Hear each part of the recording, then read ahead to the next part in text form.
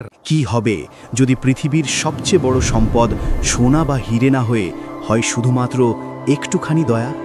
এমন এক রাজ্যের কথা ভাবুন তো, যেখানে মাটি ফেটে চৌচির আর আকাশও যেন বৃষ্টি দিতে ভুলে গেছে। সেই রাজ্যেরই এক গরিব কিন্তু দয়ালু মনের ছেলে রতন। সে নিজের জন্য নয়, বরং তার ক্ষুধার্ত পশুদের জন্য চিন্তিত। শুকনো মাঠের দিকে তাকিয়ে তার বুকটা ফেটে যাচ্ছে, কিন্তু সে তখনও জানত না যে ছোট্ট একটি আহত প্রাণী শুধু তার জীবনই নয়, পুরো রাজ্যের ভাগ্য বদলে দিতে চলেছে। সে এমন এক জাদুর সন্ধান পেতে চলেছে যা যে কোনো রাজার আদেশের চেয়েও অনেক বেশি শক্তিশালী। একটা শুকনো মাঠ, মাটি ফেটে চৌচির, দূরে কয়েকটি গরু খাবারের জন্য এদিক ওদিক ঘুরছে। রতন চিন্তিত মুখে আকাশের দিকে তাকিয়ে আছে। আর কতদিন যে এমন চলবে? আকাশটা বৃষ্টি দিতেই ভুলে গেছে। কি আর করবি বল, রাজ্যে তো খাবারের জন্য হাহাকার পড়ে গেছে। তোর গরুগুলো কেমন শুকিয়ে গেছে দেখ। আমার কথা শোন, কয়েকটা গরু বিক্রি করে দে, তাতে অন্তত কিছুদিন তো খেতে পারবি। আমার গরুগুলো কেমন শুকিয়ে গেছে দেখ। না রে বন্ধু, তা আমি পারবো না। ওরা আমার পরিবারের মতো, ওদেরকে আমি বিপদের সময় ছাড়তে পারবো না। নিশ্চয়ই কোনো না কোনো উপায় বের হবে। মিলন মাথা নেড়ে চলে যায়। রতন আকাশের দিকে তাকিয়ে থাকে। হঠাৎ কাছাকাছি একটা ঝোপ থেকে করুণ কান্নার শব্দ ভেসে আসে। কেউ কি বিপদে পড়েছে? রতন সাবধানে ঝোপের দিকে এগিয়ে যায়। ঝোপের পাতা সরাতেই সে দেখতে পায় ছোট একটা সবুজ রঙের পাখি পড়ে আছে, যার ডানা খারাপভাবে জখম। আহারে, তোর তো ডানাটা ভেঙে গেছে। ভয় নেই, আমি তোকে আমার সাথে নিয়ে যাব। আমি তোর যত্ন নেব, দেখবি তুই তাড়াতাড়ি সুস্থ হয়ে উঠবি। রতন পাখিটিকে আলতো করে তুলে নিয়ে তার ছোট্ট কুঁড়ে ঘরে ফিরে আসে। সে নরম কাপড় আর বনজ লতাপাতা দিয়ে পাখিটির ক্ষত পরিষ্কার করে দেয়। তারপর নিজের ভাগের শুকনো রুটির একটি টুকরো ভেঙে পাখিটির সামনে ধরে। কি রে রতন, তুই এখনো ঘরে? মাঠে যাসনি? আরে মিলন, ভেতরে আয়।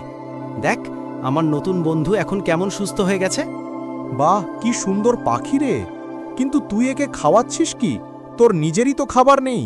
ও খুব কম খায় রে, আমার ভাগেরটায় ভাগ করে খাই।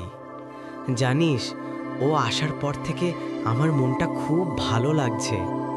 রতনের কথা শেষ হতেই পাখিটা খুশিতে ডানা ঝাপটায়, আর সাথে সাথেই তার ডানা থেকে ঝরে পড়ে দুটো ছোট্ট সোনার পালক। রতন, দেখ দেখ, এ তো সোনার পালক।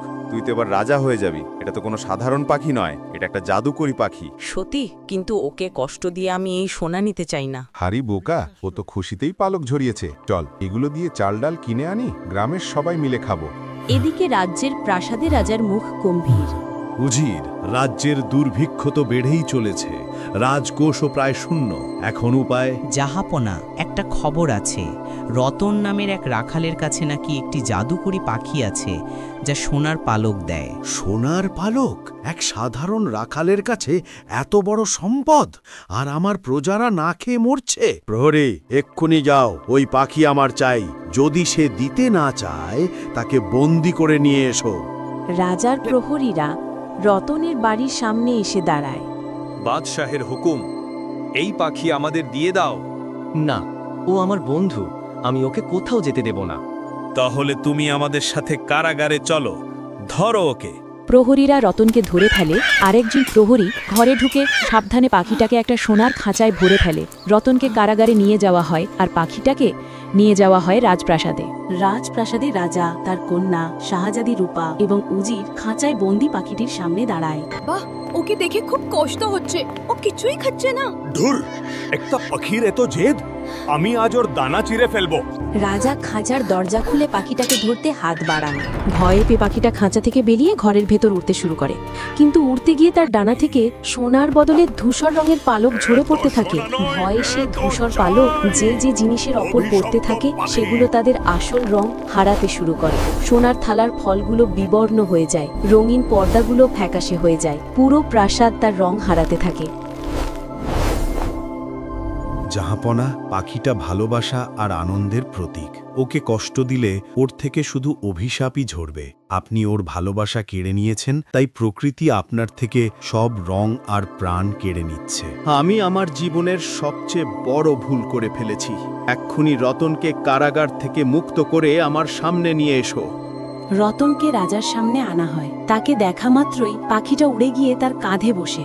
ভয়স না শুনে রতন তার বাঁশি বার করে এক মধুর সুর বাজাতে শুরু করে। সেই সুর শুনে পাখিটা খুশিতে নেচে ওঠে এবং উড়ে গিয়ে বিবর্ণ বাগানের এক শুকনো গাছের ডালে বসে। তারপর খুশিতে ডানা ঝাপটাতে থাকে আর তার ডানা থেকে ঝরে পড়তে থাকে উজ্জ্বল সোনার পালক। সেই পালক যেখানেই পড়তো সেখানে সব আবার আগের মতো রঙিন আর জীবন্ত হয়ে উঠত। কিছুক্ষণের মধ্যেই পুরো রাজপ্রাসাদ আবার তার আগের রূপে ফিরে আসে। আমি বুঝেছি।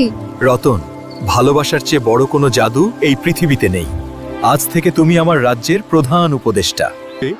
সবাই খুশিতে হাসতে থাকে এবং রাজ্য আবার সুখে শান্তিতে ভরে ওঠে। যদি রতন আর তার ছোট্ট বন্ধুর এই জাদুকরী বন্ধনের গল্পটি আপনার হৃদয় ছুঁয়ে গিয়ে থাকে, তাহলে আর দেরি কেন? লাইক বাটনে ক্লিক করে আপনার ভালোবাসা আমাদের দেখান। সত্যিকারের জাদু তো ভালোবাসাতেই থাকে, আর আপনি আমাদের চ্যানেলের জন্য একটু জাদু দেখাতেই পারেন সাবস্ক্রাইব করে। গল্প টিউব বাংলা চ্যানেলটি সাবস্ক্রাইব করতে ভুলবে না, যাতে এমন সুন্দর সুন্দর গল্প আর একটাও মিস না হয়। ধন্যবাদ এবং দেখা হবে পরের গল্পে।